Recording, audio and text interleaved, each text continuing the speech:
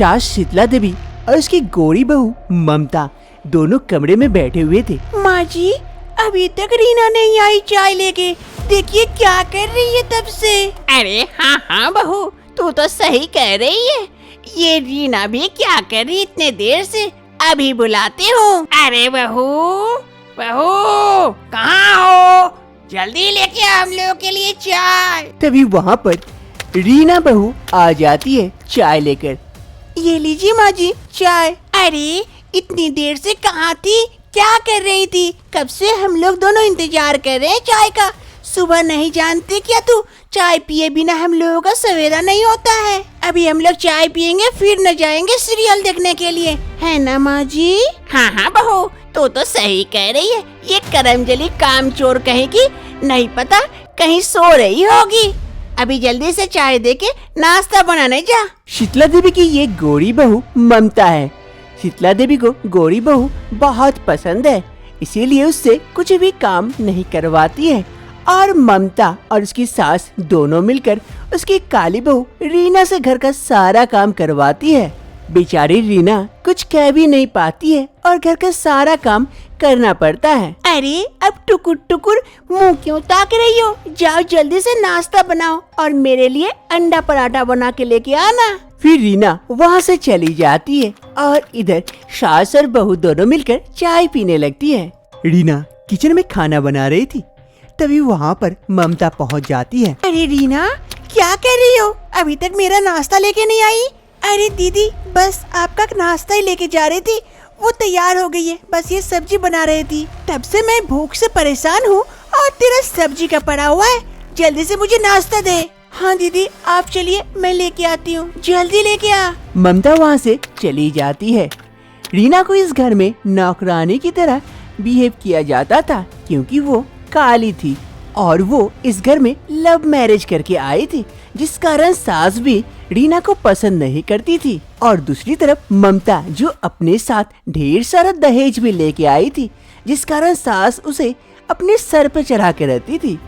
एक सुबह सास और बहू दोनों हॉल में सोफे में बैठकर चाय का मजा ले रही थी और इधर दूसरी तरफ रीना घर की सफाई कर रही थी। अरे रीना जरा वहाँ देख, वहाँ साफ नहीं हुआ, वहाँ ठीक से कर दे। सास के साथ साथ ममता भी रीना पर अपना धौंस जमाती और घर का सारा काम करवाती।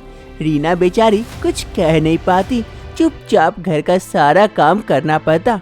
अरे बहू जल्दी जल्दी से पोछा लगा के जा यहाँ से, फिर उधर बर्तन भी रखे होंगे, जाके साफ कर। हाँ माँ जी अभी कर देती हूँ। रीना इस घर की नौकरानी बन गई थी। एक रोज रीना किचन में खाना बना रही थी, तभी सास और ममता दोनों वहाँ पहुँच जाती है। अरे बहू क्या कर रही है इतने देर से, अभी तक नाश्ता नहीं पहुँचाई, क्या हुआ? अरे माँ जी वो पेट दुख रहा था आज काफी। तभी अचानक से सास की नजर रीना के कपड़ों पर जाती है, जहाँ पर कुछ दाग लग गए थे। ये देखकर सास को काफी गुस्सा आ जाता है। अरे बहू ये क्या, तुम्हारे कपड़ों में दाग? इसका मतलब तुम्हें पीरियड्स आए हैं? हाँ माँ जी इसीलिए पेट में दुख रहा था, लेकिन ये कैसे दाग लग गया मुझे पता नहीं चला माँ जी। मैं अभी इसे साफ करके आती हूँ। क्या तू पीरियड्स में रसोई में काम करेगी और तेरे हाथों का खाना हम खाएंगे? जी जी जी जी जी, तुझे शर्म लाज है कि नहीं? तुझे बताना चाहिए था कि तुझे पीरियड्स आए हैं। वो माँ जी आज ही आए हैं, इसीलिए वो काम करने में व्यस्त हो गई तो पता नहीं चला। पता नहीं चला? अब तो पता चल गया ना। जा जल्दी से यहाँ से निकल, किसी भी चीज को छूना मत और जाके अपने कमरे में ही रहना। वहाँ से 5 दिनों तक बाहर निकलने की कोशिश मत करना और कहीं भी इधर उधर जाने की मत करना। लेकिन माँ जी अगर मैं नहीं निकलूंगी तो काम कौन करेगा, इतना सारा घर का काम? अरे तू नहीं है तो क्या हुआ, मेरी दूसरी बहू है ममता, वो करेगी। वो उसको भी बहुत अच्छे से रसोई करना आता है, घर का काम वो कर लेगी, लेकिन तुझे आने की आवश्यकता नहीं है। सास की ये बात सुनकर ममता शॉक्ड हो जाती है कि उसे अब घर का सारा काम करना पड़ेगा। अरे माँ जी मैं घर का सारा काम? अरे हाँ बहू, क्यों तू मेरे लिए इतना नहीं कर सकती बहू? तू मेरी प्यारी बहू है ना, सब कर लेगी तू, मुझे पता है। ये कहते हुए सास वहाँ से चली जाती है और रीना भी किचन से चली जाती है और इधर ममता। अरे ये क्या हो गया? सारा काम का बोझ मेरे सर पर गया। अब मैं कैसे करूंगी इतना सारा काम? रसोई से लेकर घर पोछा, मैं ये कैसे करूंगी? लगता है पागल हो जाऊंगी मैं। और ये बुढ़िया कुछ समझती नहीं है, सारा काम मेरे ऊपर थोप के चली गई। वो पीरियड्स में काम कर लेगी तो क्या हो जाता जो इसका नहीं पता। रीना को पीरियड्स आने के कारण ममता को अब घर का सारा काम करना पड़ता है। सास सोफे में बैठी हुई थी और ममता पोछा लगा रही थी। अरे बहू, वो देख वहाँ पर गंदा है, थोड़ा अच्छे से पोछा लगा। हाँ हाँ माँ जी, लगा रही हूँ। इस बुढ़िया को तो थोड़ा सा भी शांति नहीं है। कहीं गंदा देखी, पोछा लगा, वहाँ देख गंदा है। अरे बहू, कुछ कह रही है क्या? नहीं नहीं माँ जी, कुछ नहीं। इससे तो लगता है मेरे मन की बात भी सुनाई दे रही है। जल्दी से यहाँ से निकल। अब ममता को घर का सारा काम, पोछा बर्तन के साथ साथ किचन का भी, रसोई भी देखना पड़ रहा था। अरे ऐसे मैं और एक दिन रही तो मैं तो यहीं पे गिर के मर जाऊंगी। रीना कैसे कर रही होगी? मुझे उसकी बात समझनी चाहिए थी, मुझे भी उसका हाथ बटाना चाहिए था। मैं भी सासू माँ के साथ बैठ कर उस पर ऑर्डर चलाती थी। अब पता चला वो कितने काम करती थी बेचारी। रीना एक कमरे में बंद थी, वो इस कमरे से बाहर नहीं जा सकती थी। इसीलिए ममता उसे एक नाश्ता देने के लिए इस कमरे में आती है। ये लो रीना, तुम्हारा नाश्ता। अरे दीदी, इतना करने की क्या हो सकता है, आप थक जाएंगी। नहीं रीना, अब मुझे समझ में आया कि मैं बेकार में तुझे और ज्यादा ऑर्डर करती थी सासू माँ के साथ बैठ के। लेकिन अब पता चला कि कितना सारा काम रहता है घर में और तू सब काम चुपचाप करते रहती है। मैं 2 दिनों से करते करते इतनी थक गई, तू तो इतने दिनों से करती आ रही है, मुझे माफ कर दे। अरे दीदी कोई बात नहीं है, मुझे तो आदत हो गई है। अरे नहीं नहीं रीना, तू मन की बहुत साफ है, तू बहुत अच्छी है रीना। भले ही तेरा रंग काला है लेकिन मन से तू बहुत साफ है। अब ममता को भी रियलाइज हो गया था कि वो भी अपने सास के साथ मिलकर रीना को परेशान करती थी और बिना मतलब का परेशान करने के लिए उसे ऑर्डर करती थी। एक सुबह सास हॉल में बैठकर अपने बहू को आवाज लगाती है। अरे बहू, बहू, मेरा चाय कहाँ है? तभी ममता बहू चाय लेकर पहुंच जाती है अपने सास के पास। ये लीजिए माँ जी, आपका चाय। अरे ममता बहू, तू चाय लेके आई, रीना बहू क्या कर रही है?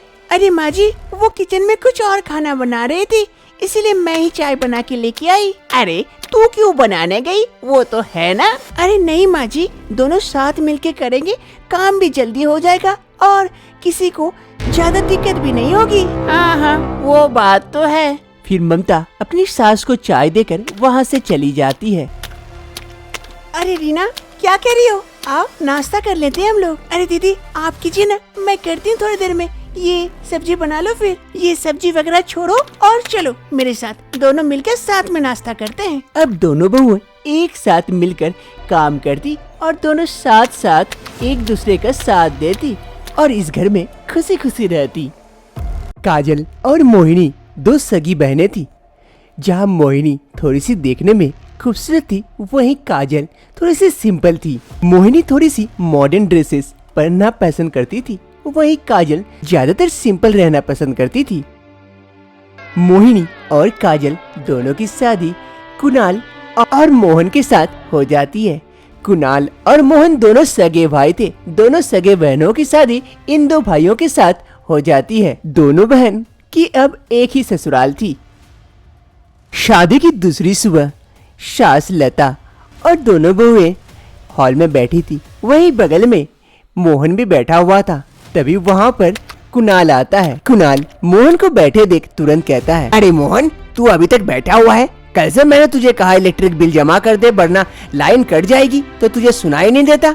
आज तुरंत जा भी इलेक्ट्रिक बिल जमा करके आ। अब मेरा ऑफिस में इतना सारा काम है, उसे छोड़कर ये सब भी ध्यान देना पड़ रहा है। घर में बैठा रहता है तब भी कुछ नहीं कर पाता है।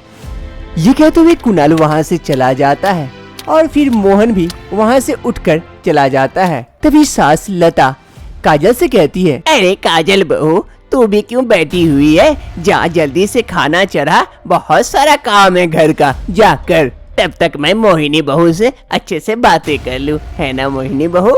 जी माँ जी, अभी कर देती हूँ। ये कहते हुए काजल वहाँ से उठकर किचन की ओर चली जाती है और सास और मोहिनी बहू दोनों बातें करते हैं। एक रोज किचन में काजल खाना बना रही थी, वहीं पर मोहिनी भी खड़ी थी। तभी उसकी सास वहाँ पहुँचती है। अरे मोहिनी बहू, तू यहाँ क्या कर रही है? अरे माँ जी, वो मैं यहाँ पे इसकी मदद कर दे रही थी। अरे नहीं नहीं, मदद करने की कोई आवश्यकता नहीं है, वो खुद कर लेगी। ऐसे भी तेरा पति बहुत मदद करता है हमारे घर में, उसका पति कुछ नहीं, इसीलिए तो वो घर का काम करती है। चल चल अंदर चलते, वो खाना बना के लेके आएगी। सास लता अपनी बहू मोहिनी को वहाँ से लेकर चली जाती है। अब इधर काजल को बात समझ में आती है। मोहिनी का पति काफी अच्छा कंपनी में जॉब करता है, जिस कारण घर का सारा खर्च वो देता है, इसीलिए मोहिनी को घर में कुछ भी काम करने की आवश्यकता नहीं पड़ती है। और दूसरी तरफ काजल का पति मोहन उतना अच्छा नौकरी नहीं करता, जिस कारण काजल को घर का सारा काम करना पड़ता है। एक सुबह मोहन हॉल में बैठा हुआ था, तभी उसके लिए काजल खाना बनाकर लेकर आ रही थी उसे देने के लिए। अरे वाह काजल, बड़ी भूख लगी थी और तुम भी आ गई। लाओ लाओ जल्दी लाओ। अरे हाँ, मुझे पता है आपको भूख लगी थी, लीजिए आप खा लीजिए। काजल मोहन को खाना दे रही थी, तभी उधर से मोहिनी आ जाती है। ये देखती है और तुरंत कह उठती है। अरे काजल, ये क्या कह रही है? इसे अभी खाना क्यों दे रही है? ऐसे भी ये थोड़े ना कुछ करने जाएंगे, घर पर ही बैठे रहेंगे। एक काम कर, जल्दी से जाके उन्हें खाना दे के आ, उन्हें ऑफिस भी जाना है। वो ऑफिस जाते हैं इसीलिए हमारा घर चलता है, इनके घर में बैठे रहने से हमारा घर नहीं चलता है। जल्दी जा। ये कहते हुए मोहिनी वहाँ से चली जाती है। और ये बात सुनने के बाद मोहन को काफी बुरा लगता है और काजल को भी। मोहन कहता है, अरे काजल, भाभी ने तो सही कहा है, एक काम करो, तुम ये खाना जल्दी से भैया को दे के आओ, वो ऑफिस जाएंगे काम करने के लिए। मैं तो घर पर ही बैठा रहता हूँ ना, मैं कभी भी खा लूंगा। लेकिन जी आपको भूख लगी है, आप खा लीजिए, मैं भैया को दूसरा खाना लगा देती हूँ। अरे नहीं नहीं काजल, तुम जल्दी से जाओ, फिर भैया दो बात सुनाएंगे, अच्छा नहीं लगेगा ना। काजल न चाहते हुए भी मोहन का खाना वहाँ से उठा कर लेके चली जाती है। मोहन को काजल की ऐसी हालत और देखी नहीं जाती, जिस कारण मोहन अब ऑफिस का चक्कर लगाने लगा था, कहीं उसे कोई नौकरी मिल जाए तो। काफी जगह वो इंटरव्यू के लिए गया, बहुत जगह से उसे खाली हाथ लौटना पड़ा। काजल मोहन का राह देख रही थी, काफी देर हो गई थी, आज मोहन घर नहीं आया था। काफी इंतजार करने के बाद मोहन घर आता है। काजल तुरंत मोहन के पास जाती है और उससे पूछती है, अरे मोहन, कहाँ चले गए थे आप? आज इतनी लेट हो गई, काफी चिंता हो रही थी मुझे, अब बता के भी नहीं गए। अरे चिंता मत करो, मैं नौकरी की तलाश में गया था, मुझे और तुम्हारी ऐसी हालत देखी नहीं जाती। तुम दिन भर घर में सारा काम करते रहती हो और भाभी बैठे रहती है, ये एकदम अच्छा नहीं लगता मुझे, इसीलिए तो आज नौकरी की तलाश में गया था। देखना मुझे नौकरी जरूर मिल जाएगी, फिर तुम्हारी भी ऐसी हालत नहीं रहेगी, फिर तुम भी राज करोगी। अरे नहीं नहीं, मुझे कोई दिक्कत नहीं होती है, घर का ही तो काम है, कर लेती तो क्या हो गया। अरे मुझे नौकरी भी मिल जाएगी तो अच्छा रहेगा ना, मैं भी कुछ पैसा दे पाऊंगा घर में। हाँ हाँ, वो बात तो है। एक रोज मोहन एक कंपनी में इंटरव्यू के लिए जाता है। अरे आओ आओ, बैठो बैठो। फिर मोहन जाकर कुर्सी में बैठ जाता है, फिर बॉस से बातें करता है। काफी देर बात करने के बाद बॉस काफी इम्प्रेस हो जाते हैं मोहन से। अरे तुम्हारे बातों से तो मुझे काफी अच्छा लगा, तुमने मुझे प्रभावित कर दिया, मुझे लगता है तुम हमारे कंपनी के लिए अच्छे एम्प्लॉय बनोगे। बोलो कितना सैलरी लोगे? बॉस मोहन से प्रभावित होकर मोहन को जॉब में रख लेते हैं और अच्छा खासा सैलरी भी देते हैं। मोहन जॉब पाकर काफी खुश हो जाता है। आज मोहन काफी खुश था, ये बात जल्दी जल्दी से घर जाकर काजल को बताने वाला था, इसलिए वो जल्दी जल्दी घर की ओर बढ़ रहा था। अरे मुझे जॉब मिल गई, ये बात काजल सुनेगी तो कितनी खुश होगी, जल्दी जाता हूँ काजल को बताता हूँ ये बात। मोहन जल्दी जल्दी से घर आता है ये खुशखबरी देने के लिए। वहाँ आकर देखता है कि घर में सभी कोई हॉल में बैठे हुए हैं और उसके भैया कुणाल भी बैठे हुए हैं। अरे भैया, आप यहाँ घर में आज आप ऑफिस नहीं गए? अरे मोहन, अब मैं तुझे क्या ही बताऊं, मैं जिस कंपनी में काम करता था वो कंपनी डूब गई, जिस वजह से मेरी नौकरी चली गई। अब मैं भी तुम्हारे तरह बेरोजगार हो गया हूँ, अब घर कैसे चलेगी यही मैं सोच रहा हूँ। अरे भैया, आपको चिंता करने की कोई आवश्यकता नहीं है, आज मैं इंटरव्यू में गया था, वहाँ मुझे नौकरी मिल गई और अच्छी खासी सैलरी है, मेरे सैलरी से ये घर चल जाएगी। काजल ये बात सुनकर काफी खुश हो जाती है और खुशी से खड़ी हो जाती है और कहती है, अरे आपको सच में नौकरी मिल गई? सच में? हे भगवान, भगवान का बहुत बहुत शुक्रिया, आपको नौकरी मिल गई। हाँ हाँ, भगवान के घर देर है अंधेर नहीं। एक दरवाजा बंद होता है तो दूसरा खुल जाता है। मेरा बेटा का नौकरी चला गया तो मेरे छोटे बेटे को नौकरी मिल गई। तेरा लाख लाख शुक्र है भगवान। मोहन के नौकरी पाने से काजल काफी खुश हो जाती है। दूसरी रोज सुबह मोहिनी किचन में आकर खाना बना रही थी और उसकी सास उसकी मदद कर रही थी। तभी किचन में काजल आती है। ये देख तुरंत जल्दी से पहुंचती है और कहती है, अरे माँ जी, आप ये क्या कर रहे हैं? और दीदी तुम क्या कर रही हो? मैं बना देती हूँ खाना। अरे नहीं नहीं काजल, तू जा घर में जाके बैठ, मैं खाना बना के लेके आती हूँ। अब तो मेरे पति का नौकरी भी चला गया है, अब तो हम लोग तुम पर ही निर्भर हैं। अरे नहीं नहीं दीदी, पागल हो गई हो क्या? मेरे पति को नौकरी मिला तो क्या हुआ? मैं खाना नहीं बनाऊंगी, ऐसा नहीं ना होता है। मैं वैसी नहीं हूँ दीदी, मेरे पति नौकरी करेंगे, घर में पैसा देंगे तो क्या हुआ, घर का काम तो कर सकती हूँ। मुझे माफ कर दे काजल, मैं बहुत बुरी हूँ। अपनी सगी बहन को भी कैसा बर्ताव करती थी। तेरे पति जब पैसा नहीं देते थे घर पे तो मैं तेरे साथ कितना बुरा बर्ताव करती थी। आज मुझे पता चला, माफ कर दे। तेरा मन कितना साफ है और बड़ा भी। अरे दीदी, हर दिन सबका समान नहीं रहता है, आज मेरा तो कल आपका, इसलिए हमें एक साथ मिलजुल कर रहना चाहिए, इस तभी तो एक परिवार बनता है। अरे बहू, तेरे कितने उच्च विचार हैं। धन्य हो तेरी माँ का जो इतने अच्छे संस्कार दिए तुझे। फिर काजल आती है और मोहिनी और उसकी सास के भी हाथ बटाने लगती है। अब सभी कोई खुशी खुशी एक साथ मिलजुल कर रहने लगे थे।